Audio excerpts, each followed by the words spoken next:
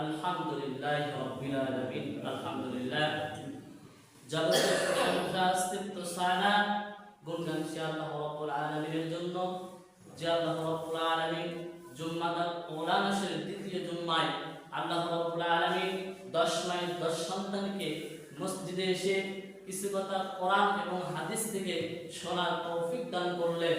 সে আল্লাহ রাব্বুল আলামিনের দরবারে লাখ লাখ শুকরিয়া আদায় করি, জবান খুলে বলি আলহামদুলিল্লাহ।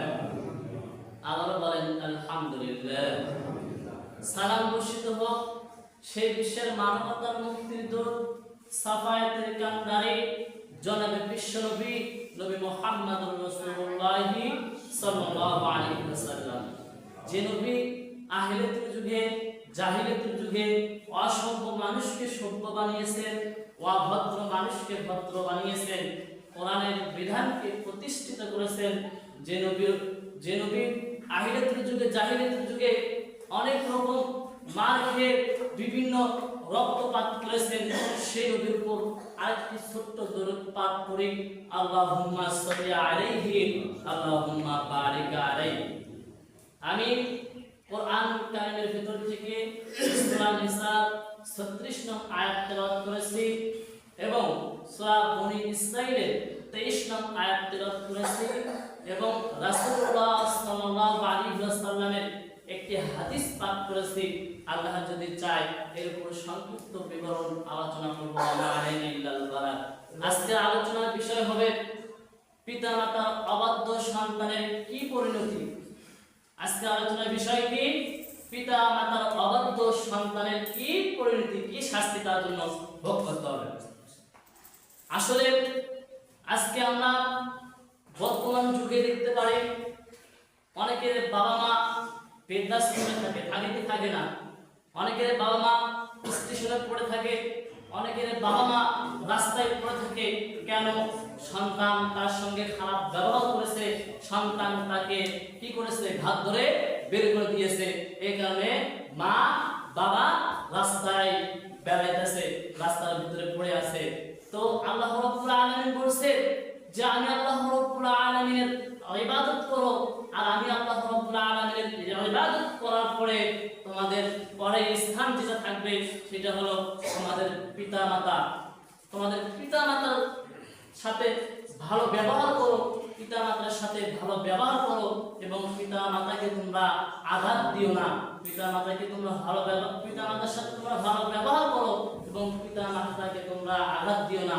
পিতামাতা যদি অসন্তুষ্ট থাকে তাহলে আল্লাহ তাআলাও অসন্তুষ্ট থাকে, আর পিতামাতা যদি সুস্থ থাকে সদা সর্বদা যদি ভালো ব্যবহার করি তাহলে আল্লাহ রাব্বুল আলামিন বলেন আর মাতা যদি খুশি থাকে আমি আল্লাহ রাব্বুল আলামিন খুশি থাকি। আল্লাহ রাব্বুল আলামিন বলেন ওয়া'বুদুল্লাহা ওয়া লা তুশরিকু বিহি শাইআন ওয়া লা তুশরিকু বিহি শাইআন ওয়া বিল ওয়ালিদাইনি ইহসানা। আল্লাহ রাব্বুল আলামিন বললেন তোমরা আমি আল্লাহ রাব্বুল আলামিনের ইবাদত করো, আমি আল্লাহ রাব্বুল আলামিনের সাথে কাউকে শরীক করো না, আর আমি আল্লাহ রাব্বুল আলামিনের ইবাদত করবে এবং আমি আল্লাহর সাথে কাউকে শরীক করবে না। আর তারপরে আল্লাহ রাব্বুল আলামিন তৃতীয় স্থানে বললেন তোমরা পিতামাতার সাথে সদা সর্বদা ভালো ব্যবহার করো। তাহলে পিতামাতার সাথে সদা সর্বদা সব সময় ভালো ব্যবহার আমাদেরকে করার দরকার আছে। সূরা নিসা 36 নম্বর আয়াতে আল্লাহ রাব্বুল আলামিন বলেছেন, এই আয়াতের তিনটা তাফসীর দেখলাম। এক নাম্বার তাফসীর হচ্ছে আল্লাহ রাব্বুল আলামিনের ইবাদত করতে হবে, সর্বদা সব সময় আল্লাহ রাব্বুল আলামিনকে রাখতে হবে। আর দ্বিতীয়টা হচ্ছে আল্লাহ রাব্বুল আলামিনের সাথে কাউকে শরীক করা যাবে না। যদি আপনার নেতা থাকে, যদি আপনার বাদশা থাকে, যদি আপনার স্ত্রী থাকে, যদি আপনার স্বামী থাকে, যদি আপনার সন্তান থাকে, যদি আপনার মেয়ে থাকে, এদের সাথে আল্লাহ রাব্বুল আলামিনকে কি করা যাবে না? শরীক করা যাবে না। আর তৃতীয়টা হচ্ছে সেটা হলো পিতামাতা। পিতামাতার সাথে সদা সর্বদা সব সময় কি করতে হবে? আমাদের ভালো ব্যবহার করতে হবে। আফসোস পরিতাপের বিষয়, পিতামাতার সঙ্গে আমরা বাড়ি থেকে বের হয়ে বাজার ঘাট করার পরে বাড়িতে যাওয়ার পরে স্ত্রী থেকে দুইটা চারটা বাবা মার কথা শুনিয়ে বাবা মার কথা যখন ছেলেরা শোনার পর পরে কি করে বাবা মার সাথে খারাপ ব্যবহার করে, স্ত্রীর কথায় আফসোস আল্লাহ রাব্বুল আলামিন বলছে যে আমার ইবাদত করবে, আমার সঙ্গে কাউকে শরীক করবে না, আর সদা সর্বদা সব সময় তোমার পিতা মাতার সঙ্গে ভালো ব্যবহার করবে। ওয়াকাদা রাব্বুকা আল্লা তা'বুদু ইল্লা ইয়্যাহু ওয়া বিল ওয়ালিদাইনি ইহসানা।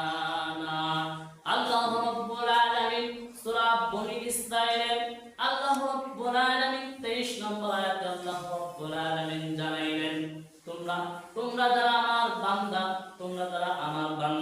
তোমরা মনে রাখো আমি আল্লাহর ইবাদত